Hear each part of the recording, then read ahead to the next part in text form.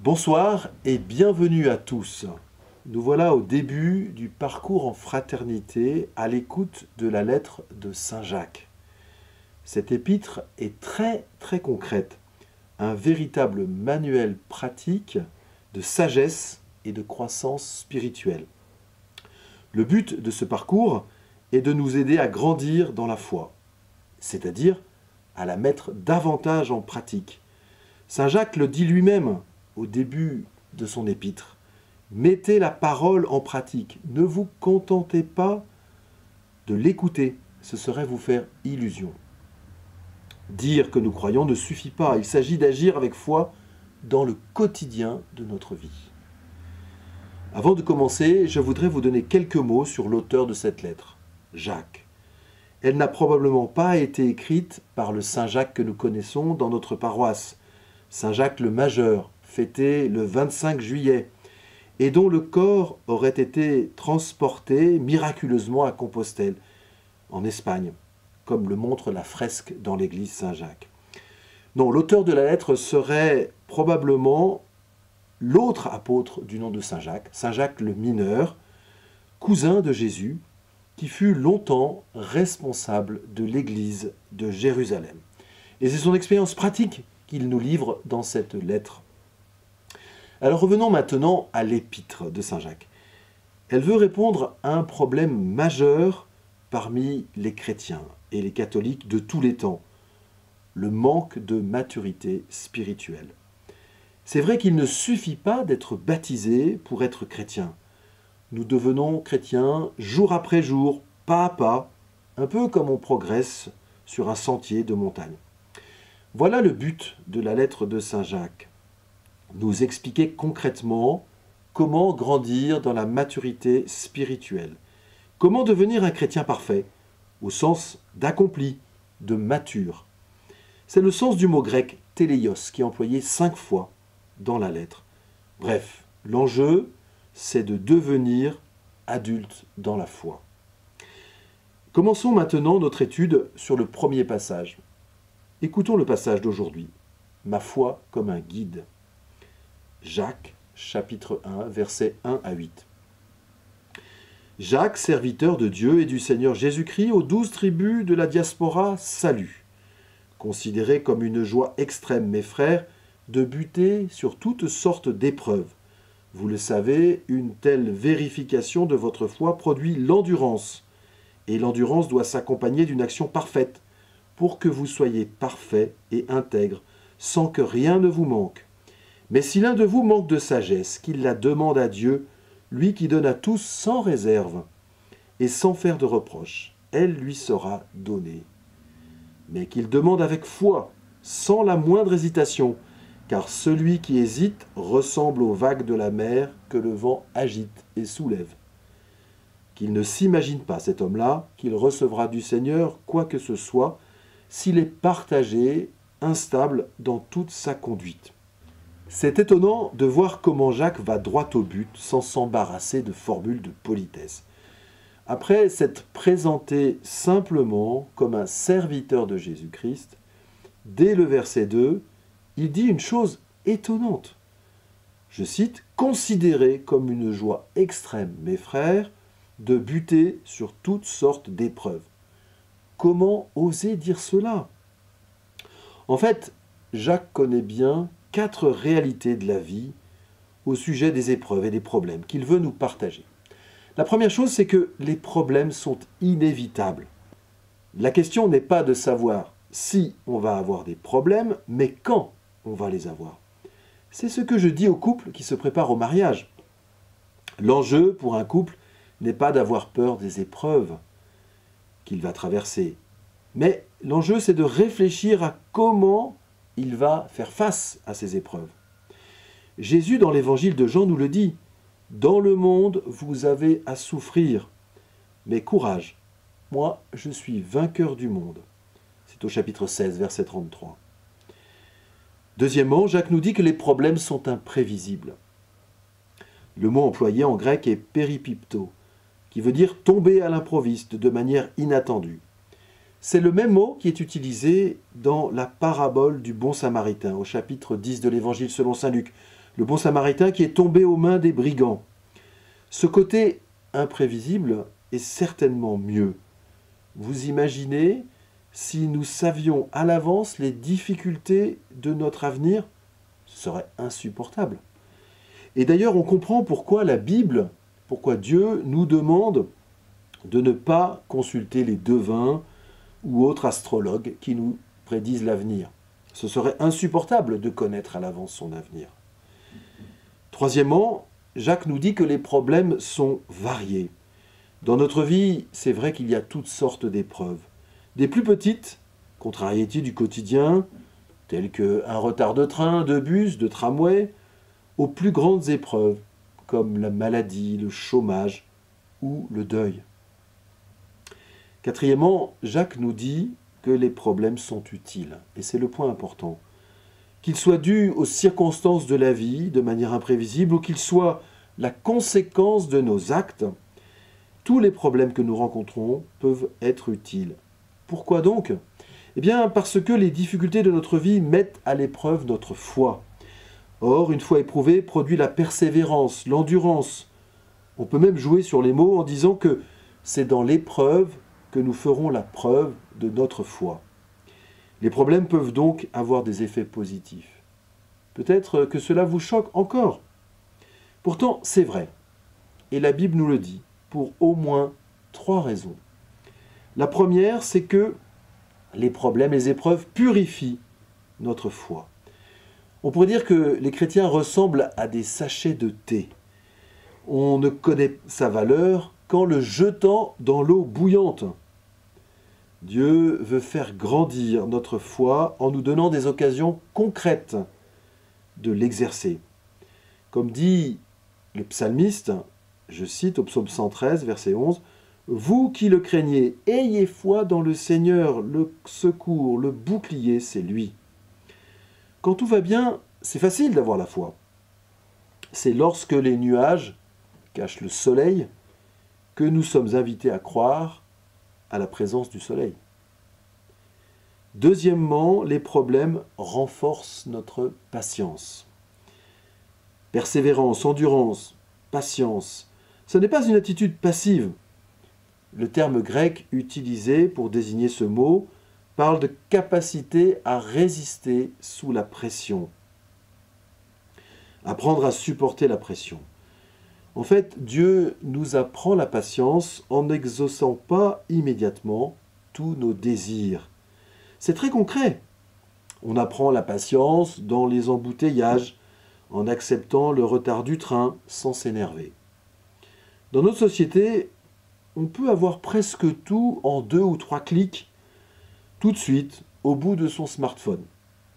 Alors, la patience semble inutile aujourd'hui. Et pourtant, la Bible nous dit le contraire. Voici 2 exemples. Dans le livre du Siracide, tout d'abord, je cite, « Toutes les adversités, accepte-les. Dans les revers de ta pauvre vie, sois patient, car l'or est vérifié par le feu, et les hommes agréables à Dieu, éprouvés par le creuset de l'humiliation. Dans les maladies comme dans le dénuement, aie foi en lui. » Saint Paul dit aussi dans l'Épître aux Colossiens, je le cite, « Puisque vous avez été choisis par Dieu, que vous êtes sanctifiés, aimés par lui, revêtez-vous de tendresse et de compassion, de bonté, d'humilité, de douceur et de patience. Supportez-vous les uns les autres. » C'est dans le chapitre 3 de l'Épître aux Colossiens, au verset 12. Troisième aspect, les problèmes peuvent sanctifier notre caractère. Cela veut dire que ces problèmes, ces épreuves nous aident à imiter Jésus, afin que vous soyez parfaits, comme votre Père est parfait, dit Jésus. Ne l'oublions pas, Dieu veut que nous devenions des chrétiens accomplis, des chrétiens matures, c'est-à-dire que nous soyons de plus en plus identiques à Jésus. Saint Paul dit aussi cela dans l'Épître aux Galates, « Je vis, mais ce n'est plus moi qui vis, c'est le Christ qui vit en moi. » Pour devenir comme Jésus, nous devons passer par les mêmes étapes que lui. Parfois, il était seul, il était triste, il a été isolé, et même abandonné. Pensons au chemin de la croix qu'il a connu avant de connaître la joie de la résurrection. Alors face aux épreuves, Jacques veut nous recommander 3 choses concrètes. La première, étonnante, c'est de nous réjouir. Et il dit ceci, considérer comme une joie extrême d'être confronté aux épreuves. Considérer comme une joie extrême. L'enjeu est en fait de choisir de se réjouir. Non pas du fait d'avoir un problème, mais au cœur de ce problème. Nous ne sommes pas masochistes, ce n'est pas non plus de la méthode Coué. Nous ne remercions pas Dieu du problème qui nous arrive, mais dans le problème qui nous arrive. Et saint Paul d'ailleurs le confirme dans l'épître aux Thessaloniciens. Soyez toujours dans la joie, priez sans relâche, rendez grâce en toutes circonstances. C'est la volonté de Dieu. 1 Thessaloniciens chapitre 5 verset 17. En fait, peu importe l'origine du problème, ce peut être nous-mêmes, ce peut être les autres, et ce peut être même parfois le diable lui-même. Dieu se sert de toutes ces circonstances qui nous arrivent. Mais notre attitude doit être basée sur notre intelligence des circonstances. C'est vrai qu'il est impossible de prévoir l'imprévisible. C'est vrai qu'il est impossible de contrôler ces événements imprévisibles dans notre vie. Mais nous pouvons choisir la manière de réagir. C'est ce qui est dit au verset 3 par Jacques. Oui, nous le savons, nous aurons inévitablement des problèmes et des épreuves. Sachant cela, il faut nous préparer à les affronter pour suivre le Christ de plus près, comme le dit le Père Antoine Chevrier. La deuxième recommandation que fait saint Jacques est de prier pour avoir de la sagesse. Pour faire face aux problèmes, pour gérer ces problèmes, ces épreuves, nous avons besoin de redoubler dans la prière afin d'obtenir la sagesse pour les affronter. La sagesse, qu'est-ce que c'est ? Eh bien, c'est de voir la vie comme le fait Dieu. C'est de voir la vie selon le point de vue de Dieu. Au cœur du problème, ne craignons pas de demander à Dieu « Seigneur, que veux-tu m'enseigner dans cette difficulté ?» Plutôt que de râler ou de nous lamenter, tournons-nous avec confiance vers Dieu en lui demandant de nous éclairer pour nous apprendre. Toute épreuve est une occasion d'apprentissage. Troisièmement, saint Jacques nous propose de nous détendre. Détendez-vous. Dieu sait ce qui est le meilleur pour nous. Cela s'appelle la foi, le fait de faire une confiance totale, presque aveugle, à Dieu. Nous angoisser ne sert à rien, cela ne nous aidera pas à résoudre notre problème. Jacques attire clairement notre attention sur une autre difficulté, notre indécision. Et il dit ceci, « Celui qui hésite ressemble aux vagues de la mer que le vent agite et soulève. » Et c'est vrai que la vie est en fait une succession de choix. Mais le problème de base, pour nous, c'est l'indécision. C'est-à-dire le fait que nous soyons tiraillés entre deux possibilités. L'indécision, on pourrait même dire que c'est la confusion. Elle a des effets terribles en matière d'instabilité. On peut relever au moins 3 effets terribles de l'indécision. Premièrement, des émotions instables. Nous nous sentons tendus, écartelés entre des sentiments contraires. C'est vraiment l'agitation des vagues de la mer dont parle saint Jacques.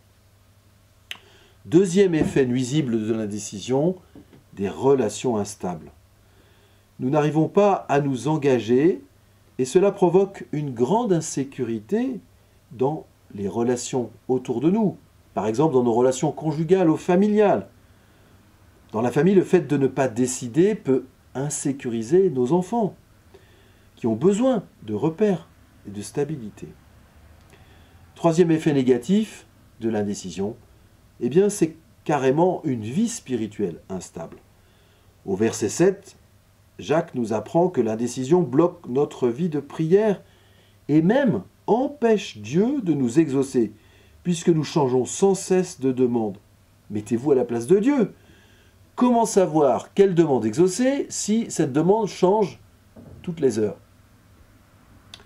N'étant pas clair et constant sur ce que nous voulons, Dieu ne peut pas nous répondre.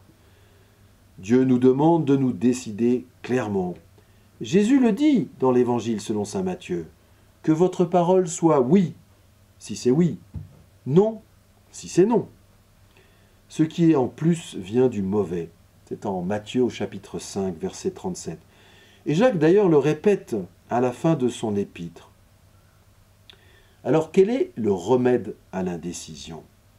Eh bien le remède, c'est la sagesse dont parle Jacques au verset 5. Si l'un de vous manque de sagesse, qu'il la demande à Dieu, lui qui donne à tous sans réserve et sans faire de reproche, elle lui sera donnée. La Bible nous propose 3 étapes pour acquérir la sagesse. La première étape, c'est d'admettre notre besoin. Reconnaissons notre besoin en matière de sagesse. La sagesse consiste à voir la vie du point de vue de Dieu. Qui d'entre nous peut dire qu'il voit suffisamment la vie selon le point de vue de Dieu? Nous avons toujours à progresser dans ce domaine. Le livre des Proverbes dit ceci. Que vienne l'arrogance, viendra le mépris. La sagesse est avec les humbles. Proverbe chapitre 11, verset 2. On peut dire que l'orgueil bloque la sagesse. On ne peut être sage si l'on croit tout savoir ou l'on s'imagine n'avoir rien à apprendre des autres. Le commencement de la sagesse, c'est de reconnaître que nous avons besoin d'apprendre toujours.